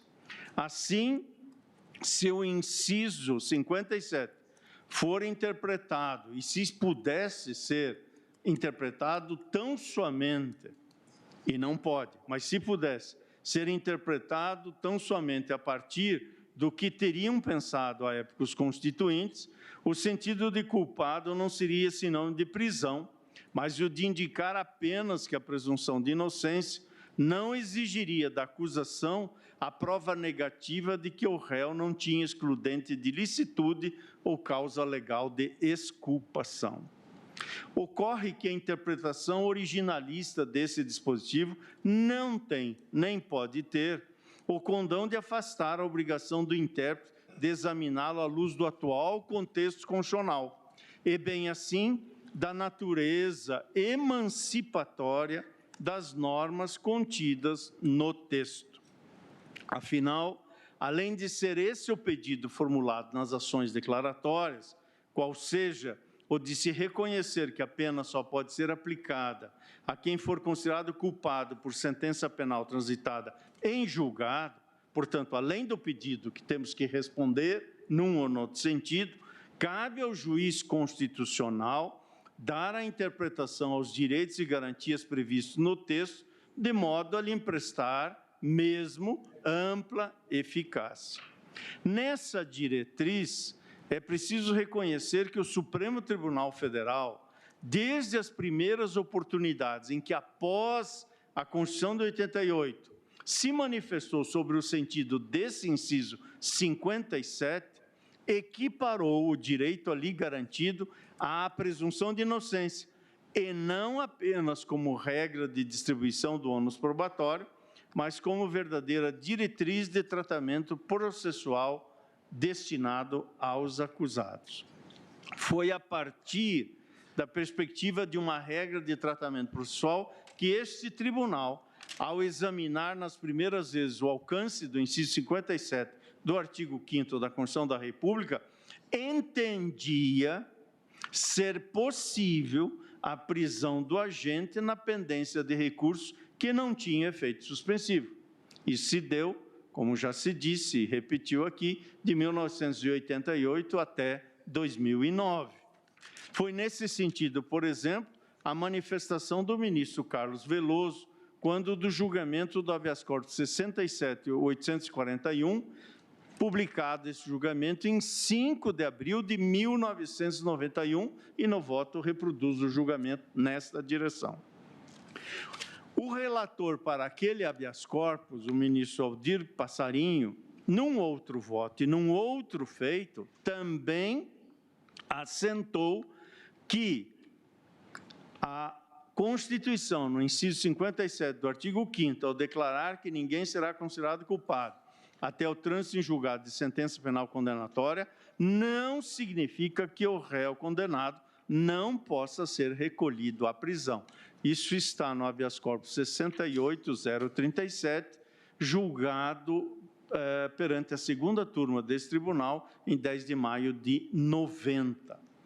Portanto, o que se acolhia aqui, de 88 a 2009, tinha este sentido, que era o sentido, precisamente, defendido pelo Ministério Público Federal, pela Procuradoria da República, e por diversas vezes citado naqueles julgamentos todos, um parecer da lavra do subprocurador Marden da Costa Pinto, que reproduz no voto apenas para dar o testemunho da pesquisa histórica. Seguindo esta ordem de ideias, chegamos a um julgamento relevante e a um voto do eminente ministro Celso de Mello. Em precedente proferido pouco tempo depois, o plenário deste tribunal julgou não recepcionada a previsão de inscrição do réu pronunciado no rol dos culpados, conforme previa a redação antiga do Código de Processo Penal. E o voto condutor foi do relator, nosso decano, ministro Celso de Mello, no HC 69696, julgado neste pleno em 18 de dezembro de 1992. Pela relevância histórica que representa nesse caminhar, me permito citar trecho do voto de Sua Excelência, o nosso decano. Disse o ministro Celso de Mello: o lançamento do nome do acusado no rol dos culpados viola o princípio constitucional que, proclamado pelo artigo 5º, inciso 57 da Carta Política, consagra em nosso sistema jurídico a presunção iuris tantum de não culpabilidade daqueles que figurem como réus nos processos penais condenatórios. A norma inscrita no parágrafo 1º do artigo 408 do Código de Processo Penal, que autoriza o juiz, quando da prolação da sentença de pronúncia, a ordenar o lançamento do nome do réu no rol dos culpados, está derrogada em face da superveniência de preceito constitucional com ela materialmente incompatível, precisamente o preceito do artigo 5º, inciso 57. Disse ainda nosso eminente decano, a expressão legal rol dos culpados não tem sentido polissêmico, há, pois, de ser entendida como locução designativa da relação de pessoas já definitivamente condenadas. A jurisprudência do STF tem reiteradamente proclamado a legitimidade jurídico-constitucional da prisão cautelar, que, não obstante a presunção iuris tanto de não culpabilidade dos réus, pode validamente incidir sobre seu status libertatis. Com a pronúncia do réu, que havia anteriormente sofrido o decreto de prisão preventiva, torna-se legítima, desde que subsistem entre os motivos dessa custódia, a manutenção de sua prisão cautelar, ainda que se trate, disse o ministro Celso de Mello, ainda que se trate de acusado primário e de bons antecedentes. E concluiu, no trecho que eu estou a citar, nesse julgamento de 1992. Reveste-se de plena validade jurídico-processual a sentença de pronúncia que, atendendo aos requisitos do artigo 408 e 416 do Código de Processo Penal, especifica todas as circunstâncias qualificativas do crime. Pois bem, Vossa Excelência me permite uma observação, ministro Fachin.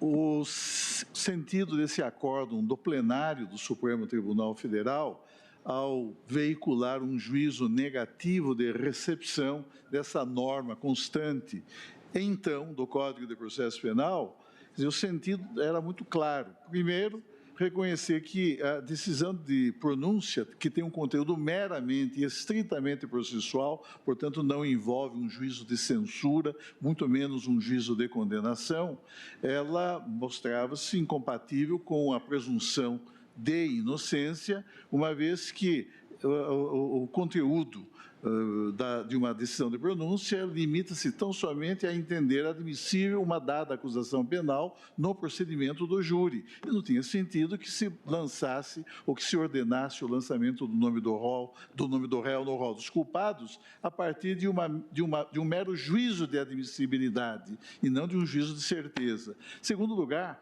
o que se falou nesse acórdão, que a prisão, o instituto da prisão cautelar, na verdade, é um instrumento da tutela cautelar penal de que se vale o Estado, tem, primeiramente, fundamento na Constituição, que permite, digamos, presentes os requisitos de cautelaridade, a segregação provisória de alguém. Mas o instrumento da prisão cautelar, quer dizer, vincula-se estritamente aos interesses do processo, portanto, sem que haja qualquer conotação de um juízo de condenação.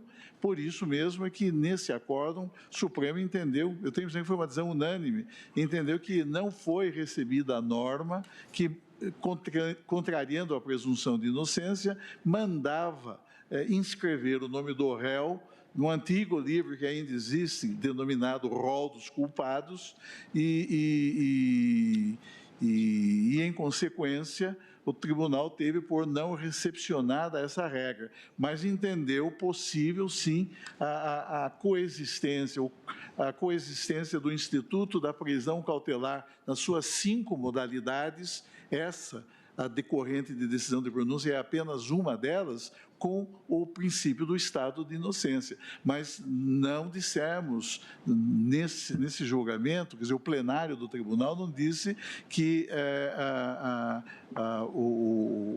que seria possível qualquer execução provisória de qualquer título condenatório, porque simplesmente inexistente qualquer provimento jurisdicional com esse conteúdo. Na verdade, é preciso distinguir entre a prisão cautelar, de um lado, e que os romanos chamavam de carcer ad custodiam, e, de outro lado, a prisão penal, o carcer ad penam. Esse, sim, a prisão penal supõe o trânsito em julgado. Agora, a prisão cautelar, ela satisfaz apenas o interesse do processo, especialmente naquelas hipóteses mencionadas na lei, e que envolvem, primeiro, a hipótese de flagrância. A prisão em flagrante é uma modalidade de prisão cautelar, a prisão temporária é outra modalidade de prisão cautelar, a prisão preventiva também é modalidade de prisão cautelar, a prisão decorrente da decisão da pronúncia igualmente, e, finalmente, a prisão fundada em condenação penal meramente recorrível, quanto também é possível ao juiz, presentes requisitos de cautelaridade, fundados em um suporte fático e em dados concretos, é possível, então, ao juiz decretar a privação cautelar da liberdade individual. Mas, na verdade, a rigor, nesse acórdão não há a atestação ou a formulação de conclusão, no sentido de que era possível, sim, já aí a execução provisória de uma condenação penal, mesmo porque na decisão da pronúncia a condenação não existe. Pois não. Isso revela, eminente ministro Celso, que não tinha razão com todas as vênias o grande doutrinador e ministro Carlos Maximiliano, quando na sua hermenêutica dizia que in claris cessat interpretatio. Tudo é sujeito à interpretação e nada melhor que a interpretação original ou originária de Vossa Excelência, e, de fato, eu estava me referindo precisamente à derrogação que este acórdão reconheceu. E, por isso, e mais adiante chegarei à pena, ou seja, a prisão como pena.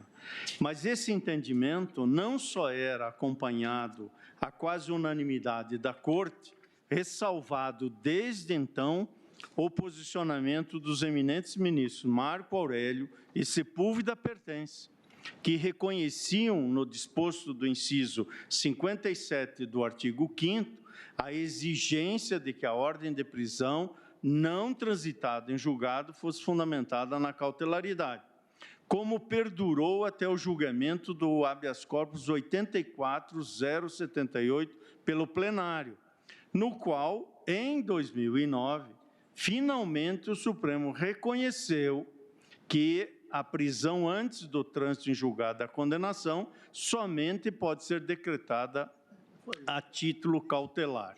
Para além do efeito suspensivo, a partir do voto do eminente ministro Celso de Mello nesse habeas corpus, é possível depreender o alcance que o princípio esculpido no inciso 57 passou a ter, ao menos até o trânsito em julgado. Primeiro, o ônus da prova incumbe a quem acusa.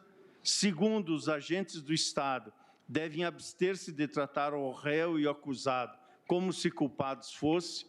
Terceiro, a presunção não se esvazia à medida em que sucedem os graus de jurisdição. Quarto, a existência de processos em curso não pode ser utilizada para agravar a pena. E quinto, não se pode suspender direitos políticos. É evidente que, nessa acepção, ressalvado o efeito suspensivo, o conceito de não culpabilidade, que passou a ser adotado, portanto, nesta medida, é coincidente com o que, na experiência dos tribunais de direitos humanos, convencionou-se chamar de presunção de inocência. No artigo 8º, 2 do Pacto de São José da Costa Rica, lê-se que toda pessoa acusada de delito tem direito a que se presuma sua inocência enquanto não se comprove legalmente sua culpa. O inciso 2 do artigo 6º da Convenção Europeia de Direitos Humanos assenta que qualquer pessoa acusada de uma infração presume-se inocente enquanto a sua culpabilidade não tiver sido legalmente provada. E o multicitado Pacto Internacional dos Direitos Civis e Políticos, no inciso 2 do artigo 14, assenta a seu turno que toda pessoa acusada de um delito terá direito a que se presuma sua inocência enquanto não for legalmente comprovada sua culpa. Portanto, a proximidade dos textos está a indicar a possibilidade de que as interpretações a ele dadas sejam utilizadas para fixar o alcance do princípio. E há diversos precedentes dos órgãos responsáveis pela interpretação desses tratados. O Comitê de Direitos Humanos, por exemplo, no seu comentário geral número 32, afirma que a presunção de inocência, que é fundamental para a proteção dos direitos humanos, impõe ao Ministério Público o ônus de provar a acusação, garante que nenhuma culpa pode ser presumida até que a acusação seja provada, para além de uma dúvida razoável, garante que o acusado tenha o benefício da dúvida e exige que as pessoas acusadas de um ato criminal devam ser tratadas de acordo com esse princípio. É um dever, diz o Comitê de Direitos Humanos, é um dever de todas as autoridades públicas evitar previsões sobre o resultado do julgamento, abstendo-se verba e graça, diz o comitê. Vejamos só. É um dever de todas as autoridades públicas evitar previsões sobre o resultado do julgamento, abstendo-se de verba e graça, fazer comentários públicos afirmando a culpa de um acusado. Os réus não devem, como regra, estarem acorrentados ou enjaulados durante os julgamentos, ou de outra forma apresentados como se eles fossem criminosos perigosos. A mídia, diz ainda o comitê, deve evitar a cobertura jornalística que enfraqueça a presunção de inocência. Além disso, a duração da detenção provisória jamais poderá indicar culpa ou seu grau. Fecho aspas do Comitê Geral 32, que cito a fonte no voto. Nesse âmbito, a Corte Interamericana, por sua vez, reconhece que o direito à presunção de inocência engloba, primeiro, o direito de ser considerado culpado apenas quando houver prova plena e suficiente da responsabilidade penal. Cito o caso Cantoral Benevides versus Peru, sentença de 18 de agosto do ano de 2000. Segundo, o direito de não ser condenado informalmente pelo Estado ou por pessoa que imita juízo perante a sociedade, contribuindo para a formação de uma opinião pública. Caso Lori Berenson Mejia versus Peru, sentença de 25 de novembro de 2004. Terceiro, a apreciação da prova deve ser racional, objetiva e imparcial. Caso Zagarra Marim versus Peru, sentença de 15 de fevereiro de 2017. Quarto, o caráter cautelar não punitivo da prisão preventiva deve ser decretada nos limites estritamente necessários para assegurar o desenvolvimento normal do processo. Caso Soares Roseiro versus Equador, sentença de 12 de novembro de 1997. A duração prolongada da prisão configura violação do direito à presunção de inocência. Caso Baiarri versus Argentina, sentença de 30 de outubro de 2008. Mais a obrigatoriedade de tratar o acusado como sujeito do processo, aplicando-se-lhe todas as garantias do devido processo legal. Caso Juano Torres e outros versus El Salvador, sentença de 5 de outubro de 2015. O direito de ter um defensor dativo, caso Acosta e outros versus Nicarágua, sentença de 25 de março de 2017. E ainda o entendimento segundo o qual o direito de defesa perdura até o fim do processo, o que inclui a execução da pena, como assentou aquela corte no caso Barreto Leiva versus Venezuela, sentença de 17 de novembro de 2009. Portanto, a partir das razões de decidir desses precedentes citados pela Corte Interamericana, é possível depreender que, à luz também da rica jurisprudência da Corte Europeia, o alcance da presunção de inocência é delimitado. Há uma vasta série de precedentes sobre esse tema na Corte Europeia. Cito alguns deles que integram a presunção de inocência. Primeiro, o ônus da prova para acusação, caso Telfner versus Áustria. Segundo, o privilégio contra a autoincriminação, caso Saunders versus Reino Unido. Terceiro, a restrição à publicidade antes do julgamento, caso iniciais GCP versus Romênia, e no voto estou citando a respectiva data e fonte. Quarto, a impossibilidade de expressões prematuras pelo órgão de julgamento ou por qualquer outro oficial do Estado sobre a culpa do acusado, caso Alaine de Ribemont versus França. A incidência da presunção de inocência até o final do processo, caso Poncelet versus Bélgica. A aplicação do princípio também para a cobertura jornalística, caso Bedá versus Suíça. E o direito de não incriminação, não autoincriminação, caso Rine Maguines versus Irlanda, e a fixação do valor jurídico vinculante da presunção indúbio pró réu, caso Barberá, Messeguet e Jabardo versus Espanha. Diante do que exponho, deduzo que o princípio derivado da presunção de inocência é essencialmente um conjunto de normas de tratamento penal do acusado, dirigido tanto aos órgãos de acusação quanto aos de julgamento, caso se pense no princípio como estándar de avaliação probatória, de onde resulta a fixação do aforismo indúbio pró réu. Em síntese, o direito previsto na Constituição brasileira, no inciso 57 do artigo 5º, assegura a todos os acusados a prerrogativa de não produzir prova contra si mesmo, o que impõe à acusação o ônus de provar a denúncia, convencendo assim o magistrado, para além de uma dúvida razoável da procedência da imputação. A presunção de inocência transforma o acusado em sujeito processual, assegurando-lhe, desse modo, uma série de direitos.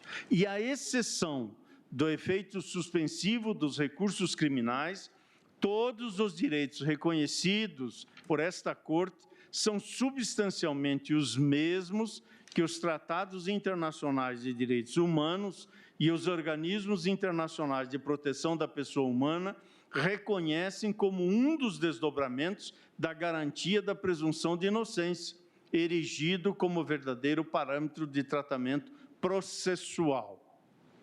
Pois bem, se a leitura do texto constitucional, à luz dos direitos humanos, evidencia o alcance da garantia constitucional, mas se admitir que não autoriza concluir que ninguém possa ser preso antes do implemento do mesmo marco processual, seja em virtude de decisão cautelar, como se referiu o ministro Celso, seja para execução de título condenatório para o qual pendam os recursos sem efeito suspensivo, seja o caso da prisão já como pena antecipada ou provisória.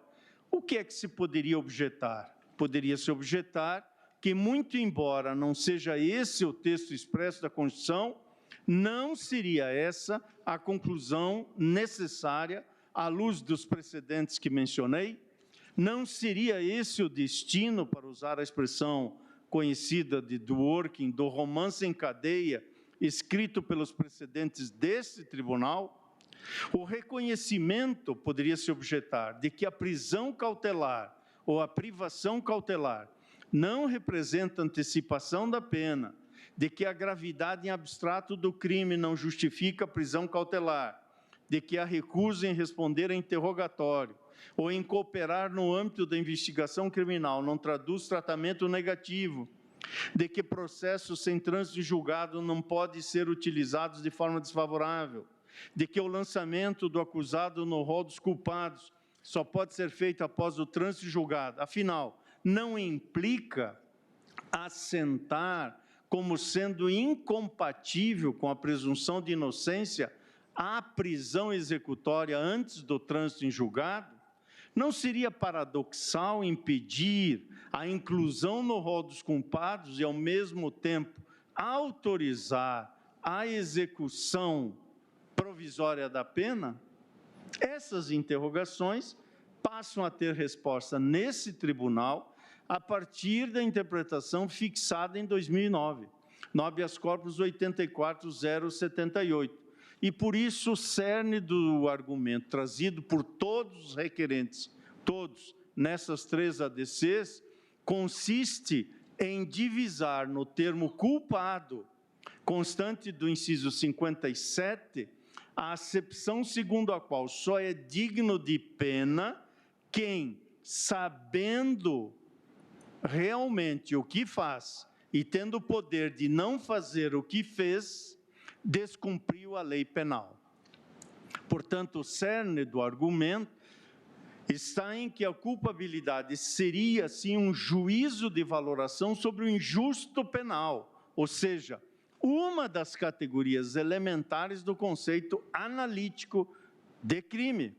Haveria, portanto, de acordo com os requerentes, um sentido material mais amplo que o tratamento processual do acusado. Essa seria a objeção, com a qual, com todas as vênias, não estou de acordo, porque entendo que esta interpretação é contrária à Constituição.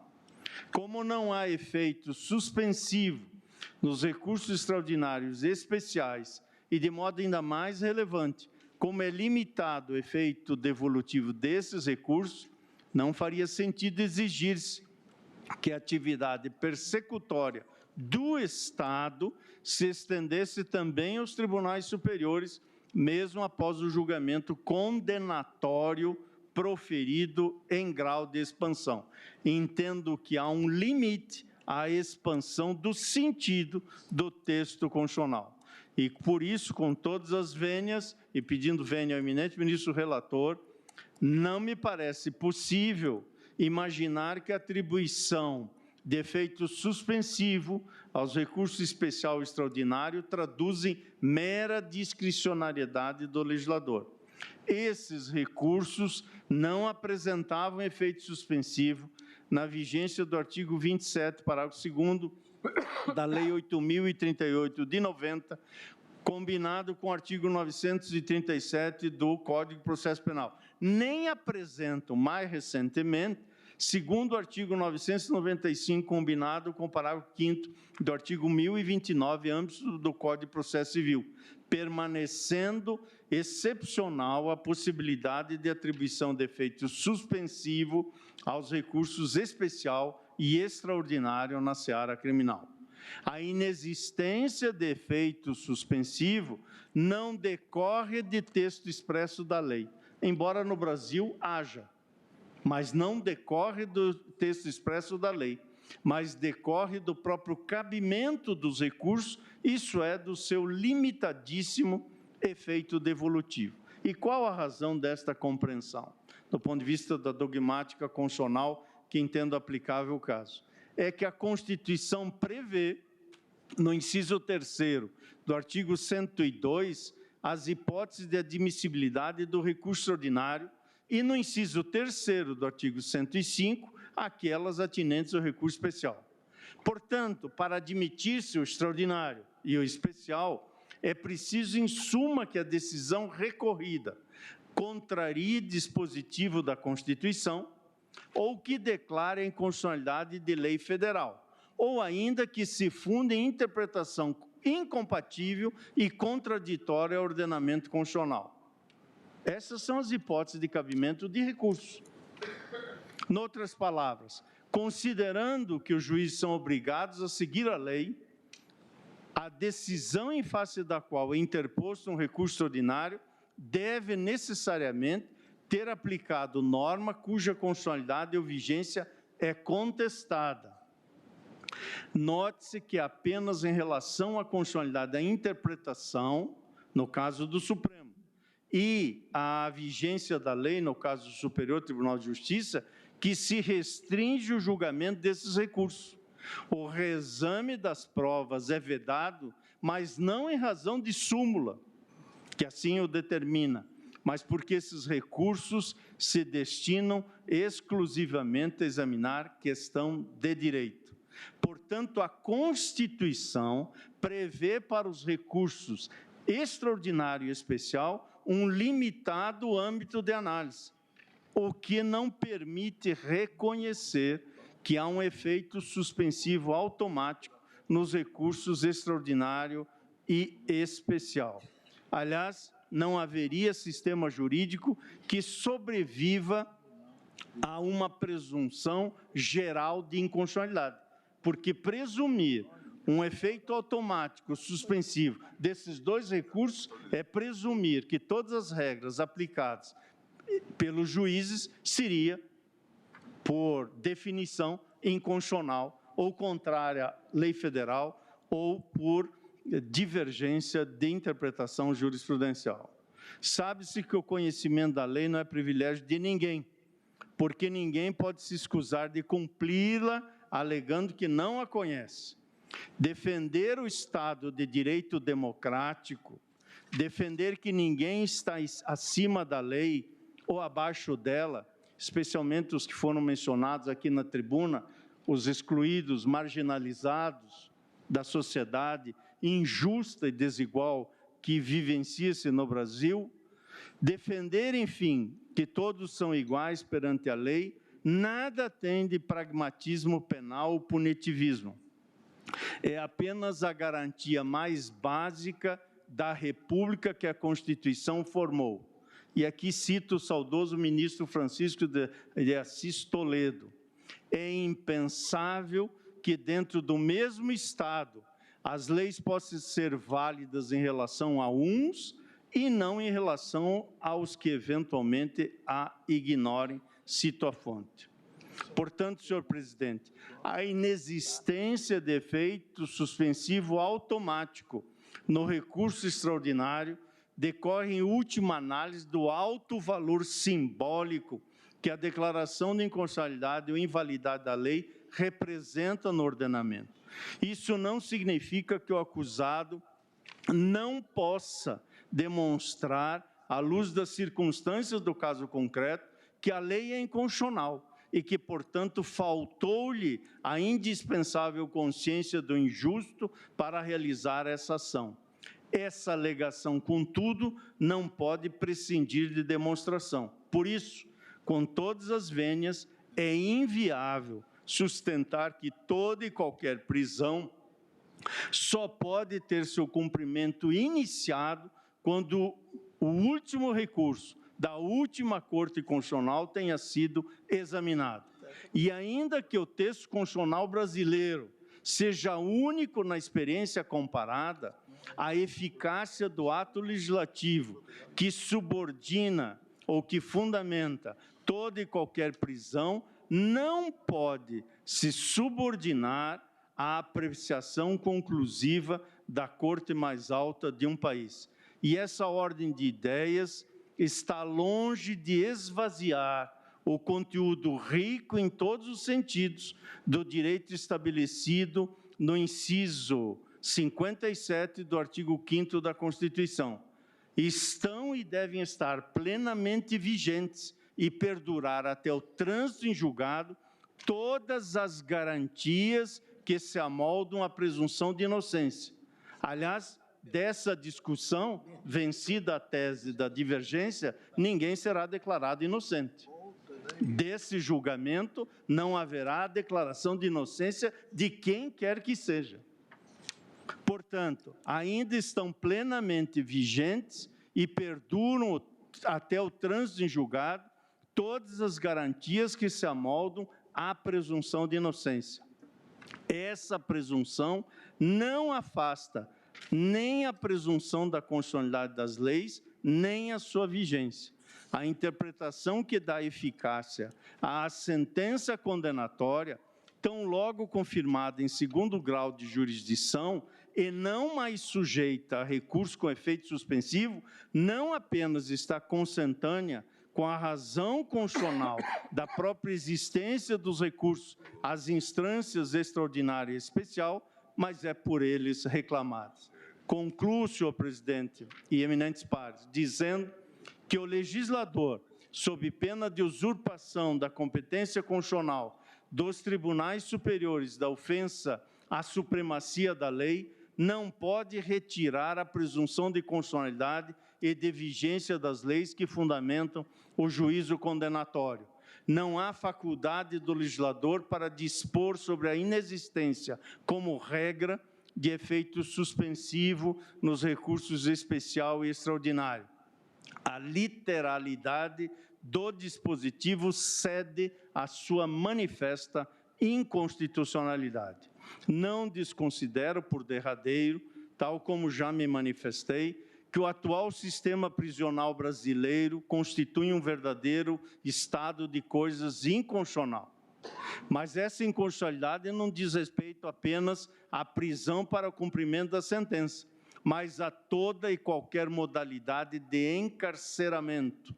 E, por isso, a decisão cautelar proferida na DPF 347 não afasta a necessidade urgente de políticas públicas no âmbito carcerário e é medida que se impõe, seja qual for o resultado deste julgamento.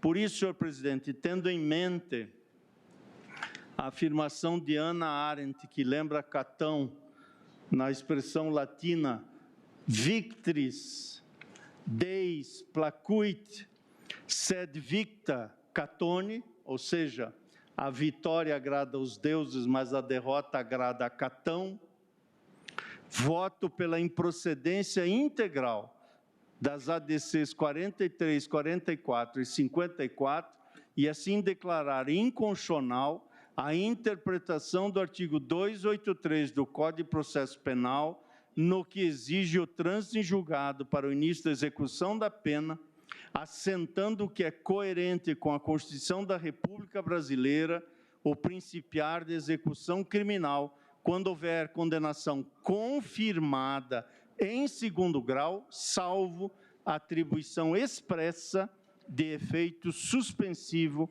ao recurso cabível, e é como voto. Agradeço ao ministro Luiz Edson Fachin. São exatamente 16 horas e 15 minutos. Eu vou suspender regimentalmente por 30 minutos a sessão. Retomamos às 16 horas e 45 minutos. Presidente, brevemente, lhe fez homenagem a essa corte por meio do decano, pelos 10 anos de judicatura, lhe fez homenagem à advocacia, lhe fez homenagem ao Ministério Público, e lhe faltava a justa homenagem da Defensoria Pública, que esse Defensor Público Geral Federal vem trazer ao exercício da judicatura brilhante que Vossa Excelência agregou nos últimos 10 anos e há de agregar nos próximos 10, 20 anos a essa Suprema Corte. Parabéns. Agradeço a Vossa Excelência. Está suspensa a sessão.